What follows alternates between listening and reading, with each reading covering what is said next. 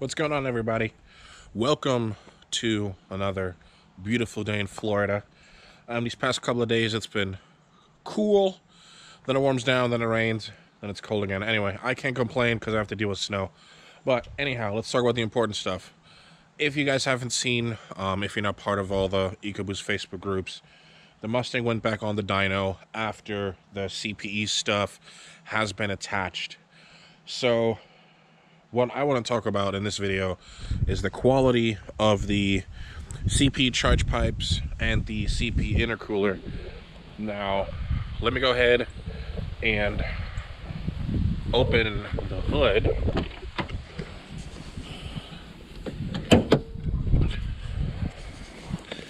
And yes, my car's filthy.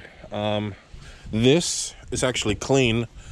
In about 30 minutes, this tree is gonna shit all over my car and just make it all disgusting. Anyhow, boom, hood is open.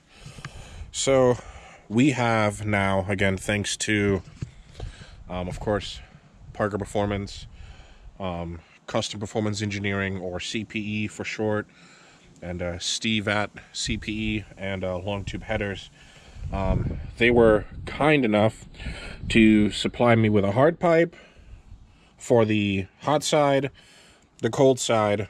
You guys always know I already had the bulk valve, and they gave me this massive CPE intercooler. So the car originally, which if I have the video, I'm going to include it right here.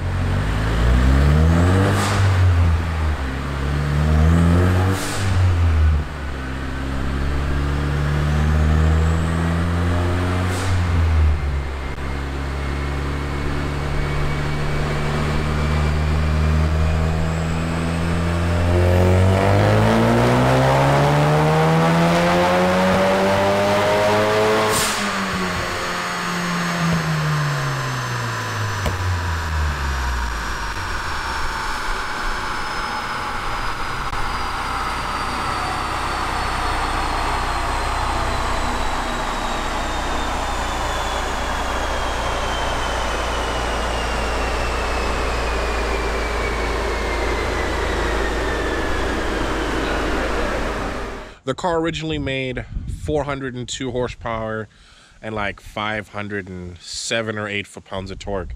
That was with the OEM hot side, a CPE cold side, and my, is it still there? I don't know if you guys can see it, but my custom intercooler that I got made by Rambo and Ramfat Performance. So that was maxed out.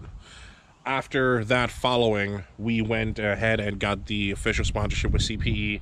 They send us the exhaust, they send us the charge pipes, they send us the intercooler, and we went ahead and put that on. Following that, we went to the Parker Performance Dyno Day, and surprisingly enough, by not changing the tune, but just by changing these parts, this is what happened.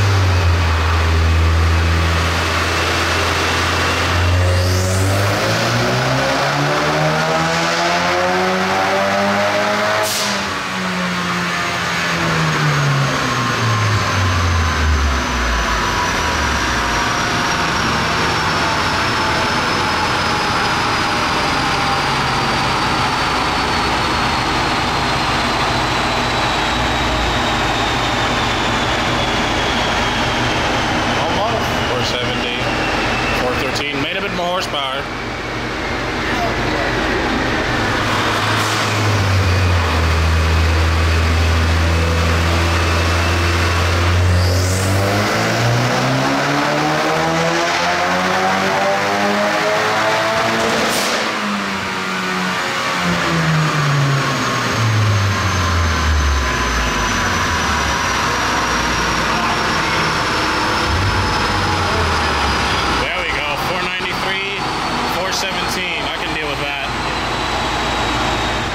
not a big difference. However, the car went from 400, just over 400 horsepower to 417 horsepower, and it went down to 497 foot-pounds of torque.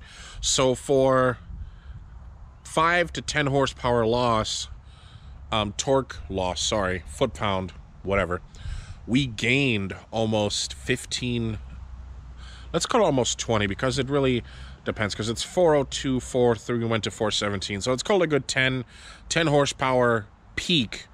But also, if you look at the band, it's very, very different. So the cool thing is that the actual intercooler itself has a slight pressure drop. On the previous intercooler, which again, it's not small, but it's not gigantic, the car used to hold 29 psi. Sorry, 29.5 psi on the dot, 29.52, 29.53. With this intercooler, we are holding 29.25, 29.2627. Now, one thing that I have to address, because people are going to talk about pressure loss and such, this pipe, which is the hot side, is a little bit larger than the OEM pipe. And again, the intercooler is also bigger.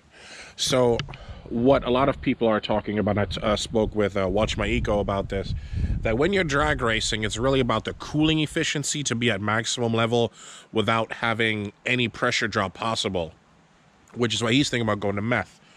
However, when you're thinking about a quarter of a PSI of pressure being dropped from having this massive intercooler and these charge pipes, and you gaining, I don't know where I gained the horsepower from. I'm thinking maybe it came from the exhaust. But again, that's a welcome change to me, at least, because years makes no difference. I still make 500 foot-pounds of torque. I know I make 420 or 417 horsepower versus just barely scratching the 400 line, which again, 417, 402, not a big difference. But with the racing that I've done, if you follow the channel, that extra little bit can mean a difference between, you know, being out or being behind.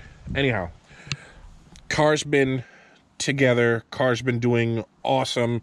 The only thing here is that it's the downpipe. When we adjusted when we took the old exhaust off, put the new exhaust on, the downpipe at very, very low RPMs sometimes seems to hit somewhere, so I have to get that corrected.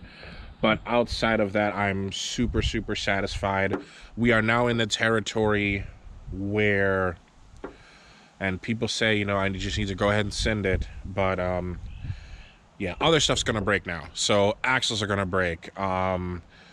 Drive shaft's going to break. The transmission shouldn't break. But that all needs to be addressed. And again, what is it? 12.6 is the best I gotten out of the car, with me being very conservative on the launch. I know the car can do a 1.560 foot. What I may have Ryan do is turn down the torque a little bit, so that way I don't have to worry about blowing anything up.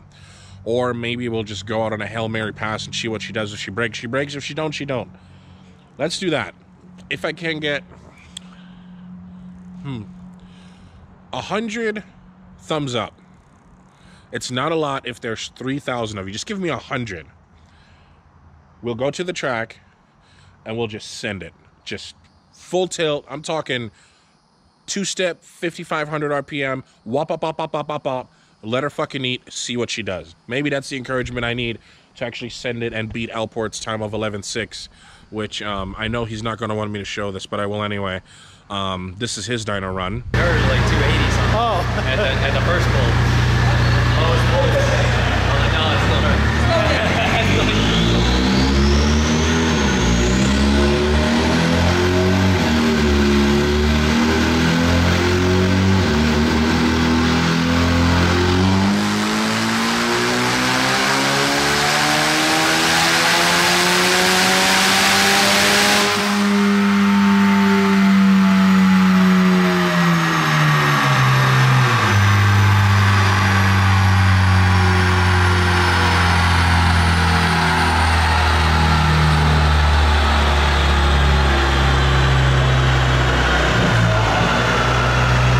On my old tune, and my car is so much faster than my old tune.